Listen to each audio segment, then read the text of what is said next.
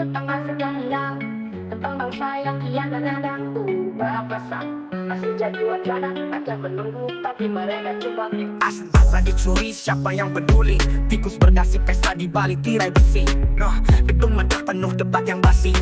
Penting ini, kenapa takut menjadi? Keadilan terhenti ditunda tanpa alasan. Koruptor makin lihai mengatur permainan. Rakyat marah tapi suara teredam, sementara hukum di tangan mereka tenggelam. Aset bangsa atau aset koruptor? Rakyat menunggu tapi kalian kan kendor.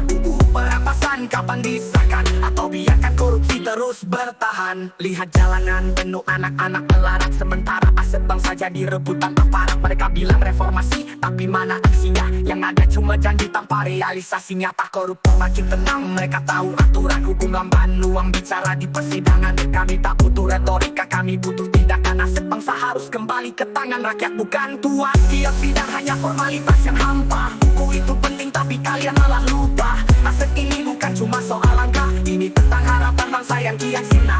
Ketua DPR, lihat ke bawah sana. Rakyat berjuang, hidup di bawah derita. Setiap hari makin jelas siapa yang kau belah, bangsa atau koruptor? Jawablah siapa? Aset bangsa atau aset koruptor? Rakyat menunggu tapi kalian kan kendor.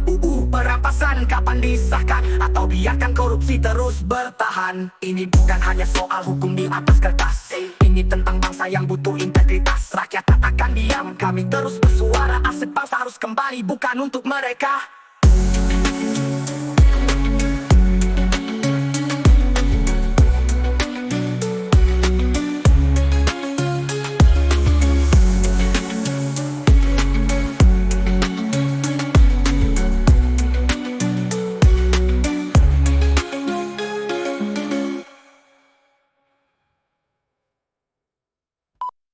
Tiap jalanan penuh anak-anak melarat, sementara aset bangsa jadi rebutan aparat. Mereka bilang reformasi, tapi mana aksinya? Yang ada cuma janji tanpa realisasi nyata. Koruptor makin tenang, mereka tahu aturan hukum lamban. Uang bicara di persidangan. Kami tak butuh retorika, kami butuh tindakan. Aset bangsa harus kembali ke tangan rakyat, bukan tuan.